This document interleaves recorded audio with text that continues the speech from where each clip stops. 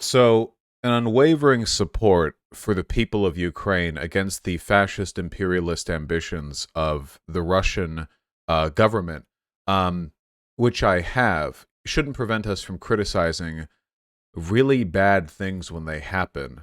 And, you know, in this case, I think criticism is more than warranted. The official Twitter account of the Ukrainian National Guard, which is sort of the umbrella group, which describes, I suppose it's not quite paramilitary. It's sort of an incorporated group of regional defense units. Anyhow, here we have what is essentially an endorsement of the Azov Battalion. So these people are Nazis, Nazis. When I say Nazis, I'm not being hyperbolic in any case, but just to make sure people understand, I'm really not being hyperbolic here. Nazis. Azov fighters of the National Guard greased the bullets with lard against the Kadyrov orcs.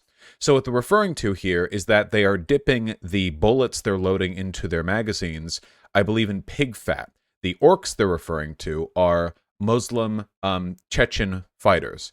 Now, a fair disclaimer moving forward, the Chechen fighters, which are fighting alongside Russia, as far as I can tell and have been told, are super evil and are being led by a man who is mega Hitler. That has nothing to do with them being Muslim. It's just an unfortunate situation. It's not good. Anyway, more importantly here, my opinion on enemy combatants aside, this is genuinely disgusting. For the official Twitter account of a government agency to not only positively endorse the Azov Battalion, but to do so in a way which indicates explicit religious... I mean, you can see the video if you want. It's exactly what you think it is. You see ammunition, they take it from the box...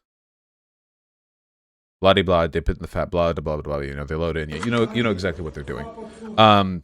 Twitter has said that it violates the rules of hateful conduct, but they kept it up because the National Guard deserves fair criticism for this. Referring to the Muslims as orcs, yes, I don't need to explain how this is incredibly bad. So this is bad for like 87 reasons. I'll try to find.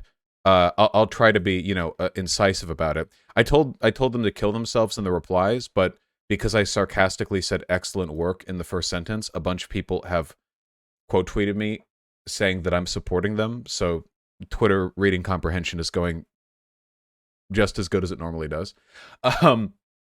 But anyway, with regards to this tweet. Okay, so first of all, this is essentially an endorsement of Islamophobic neo-Nazism from the National Guard Ukraine account. Now, there are a couple of possible explanations for this.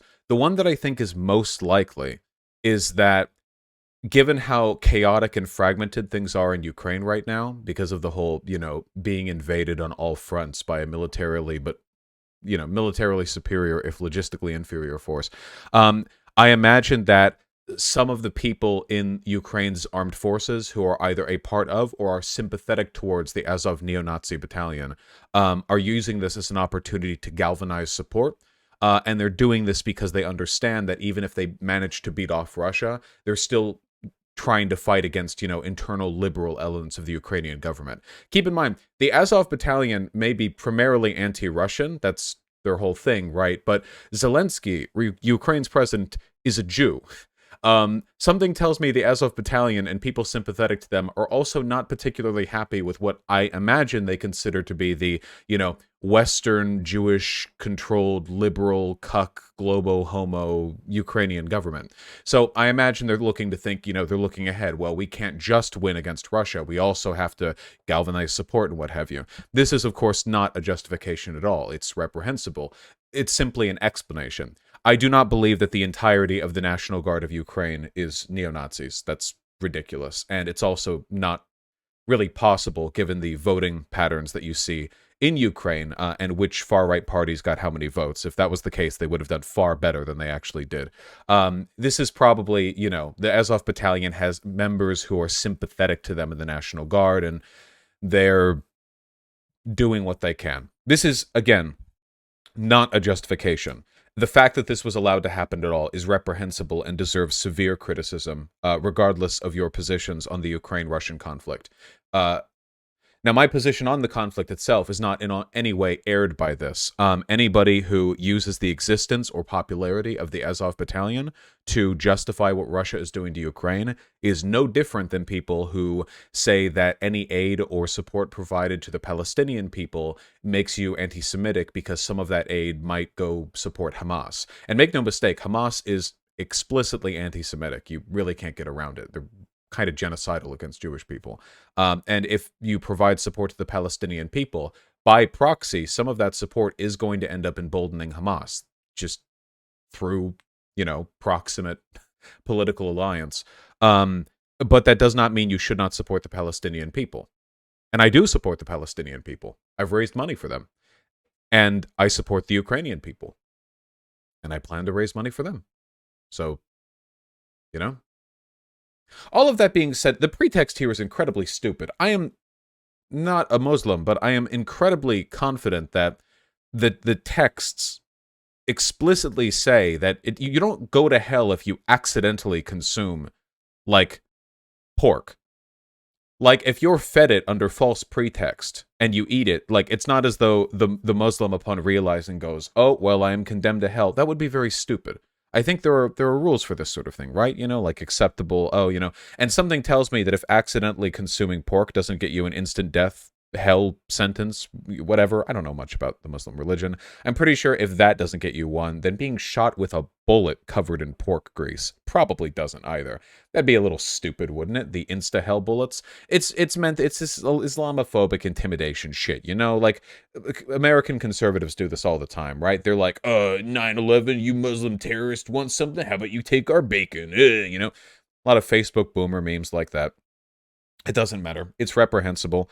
And we must remember that after the Russians are dealt with, we should provide the fullest possible support to any elements in Ukraine which are engaging in real denazification. Not what Russia is doing, adding to the number of Nazis in Ukraine by sending their own people in, Russia being quite a far-right country itself with many neo-Nazi organizations.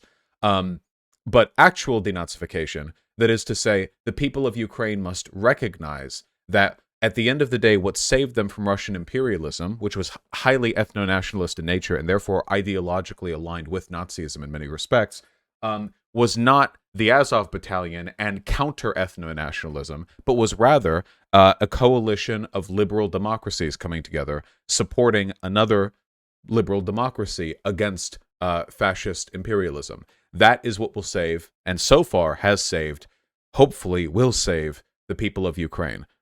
Not far-right sentiments, but done in the opposite direction. Fuck Nazis.